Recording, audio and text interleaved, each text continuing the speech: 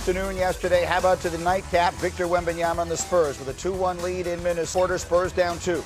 Wemby and Naz Reid under the basket. You're going to see Naz Reid go down like a sack of bricks, and then you're going to see exactly why it is, and I don't mean this in any sort of way, a jaw-dropping moment. I think Wemby killed a man with the trident.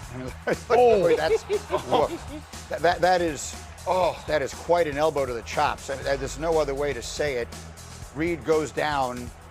In a league filled with flopping and such, this certainly did not appear to be that, and the referees saw it that way as well. They call it a flagrant 2. You can see Wemby saying, what does that mean? Does that mean I'm ejected? The answer is, oui, monsieur. You're out of the game for the first time in his career, so he leaves. And then his teammates put up a fight. What a game this turned out to be. Late in the fourth quarter, we'll talk more about him in a minute. Timberwolves are down 6, season on the line. Ant Edwards knocks down a 3, and then he'll knock down one more. Hey, when the talent level dropped after Wemby was off the court, Anthony Edwards was able to do exactly what he wanted to do, and his talent prevailed. And this was back and forth all night long. Spurs down 1. Alan, they got a nice game from Dylan Harper last night. The rookie did not look like a rookie. He was taking it to the rack. A ton of points in the paint for the Spurs. And those 4 guards kept them in this. Look at that pass from Naz Reid to Rudy Gobert. T-Wolves up 2 after making the free throw. 3 minutes left. T-Wolves up 2. Reid, no. Edwards, tough finish. Oh yeah. He had 36. That's Minnesota by 4. That's Luke Cornett. 20 seconds left. T-Wolves trying to inbound the ball. This is crazy. Io is trapped in the corner. He's got to call a timeout. Timeout. We have no time to get the ball over the line. The Timberwolves are going to inbound, and they have to get it over the line. 13 seconds to play in a 3-point game. Look at this effort. Oh, with the Look butt. at the effort by Dosunmu. You're going to see it again. Every single play on every single part of the floor, people are trying to impose their physicality on him. I get it. We get it. That's part of the game. But at some stage, he's gotten chucked. He's gotten pushed down in transition, running freely, all the stuff. He doesn't complain one time.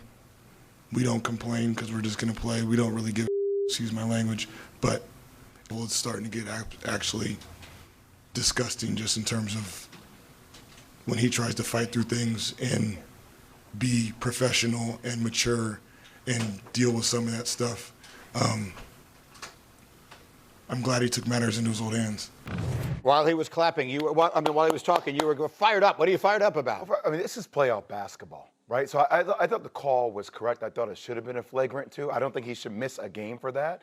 But this is the growth lever that every superstar needs to go through. Remember when Jordan used to get his head beat in by Detroit? Yeah. Like, that's the way you get after a guy like Wemby, who is the most skilled player in the court, but he is still skinny. So you're physical with him. You hit him up, you beat him up, and you get him to react. Isn't the guy that always reacts to the bully the one that gets caught? In sports, yes. And that's what happened to Wemby here. So, Wendy, what are the right things to say here? I do want to ask you also, do we expect a suspension? He was ejected early in the second quarter, so essentially he missed a game. I think reasonably speaking, we can say he missed a game here. Maybe this would be adjudicated differently if it happens late in the fourth quarter. So what should we expect going forward, and what was your reaction to what happened and what the coach said?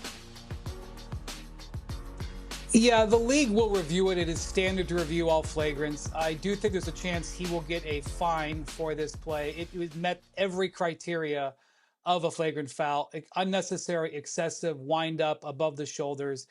With all due respect, Jay, I completely disagree. You absolutely do not take yourself out of a game like this. I think Victor Wembanyama and the Spurs have shown incredible maturity. They have been praised up and down for it the entire season and this postseason. This was a very immature act by a player who took himself out of a game, opened the door for his team now to lose leverage in the series. And while I understand you're going to defend your superstar, absolutely not, no way can Mitch Johnson say that. If you want to have somebody protect Victor Wembanyama, you bring in somebody else off the bench and have him protect him. You do not have your star player throwing elbows like that. And he will avoid a suspension now. He better not do this again, because he would get suspended for this kind of hit. It is now 2-2, and he's going to have, I have no doubt, he'll play in a way that will make us forget that. Absolutely unacceptable to do this in a playoff game. And then also to act like he didn't know what the results were on the bench. Victor is one of the way playoff basketball was in the 90s. You're where it was saying what very the Timberwolves physical. were doing was trying to provoke him, and that in this case, it may have worked. It worked. Yeah. Exactly. That's the strategy against a guy like all Wemby. the things that Mitch Johnson said. First of all, he's defending his player. He's got to say these things, even though I don't think he really meant everything he said. He even caught himself when he said, I'm glad he did it, and then realized, whoa, I'm not glad he actually elbowed a guy. But when you talk about, my guy's getting chucked, my guy's getting pulled down in transition, this is playoff basketball. And this is your first experience as a superstar player in Victor Wembanyama, who's a guy that loves all the smoke, loves to create it.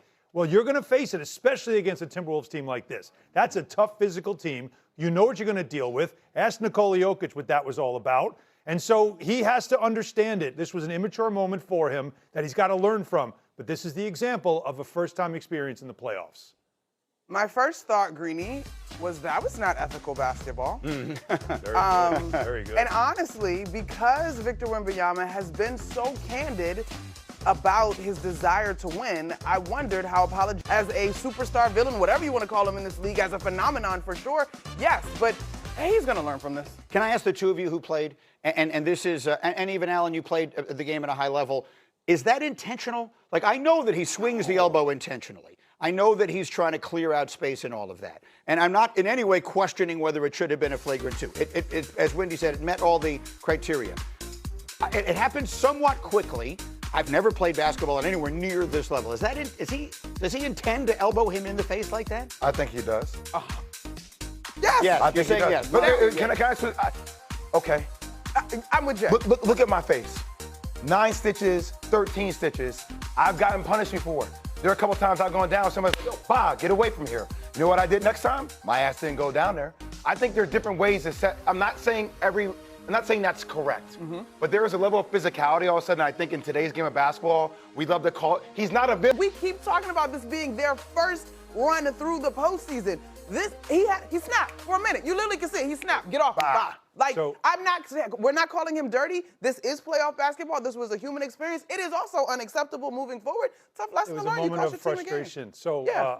I was literally knocked out cold by something like that exactly in a college game where I was playing physical defense, getting in a player's face, and he turned and got me in. The next thing I saw were the lights. And the next thing I knew, I was in the back. I didn't even know where I was. And that stuff happens. And it wasn't a dirty player. He just had enough with me. And it's as simple as that. Reacted. He just turned, caught me, and the next thing I knew, I was seeing the lights. All right, so I had intended to get Wendy in on the lottery here. We're not going to have time for the moment. We'll deal with it with Jay a little bit later. Wendy, let me give you some final word time here on this, where this series stands now, going back to San Antonio 2-2.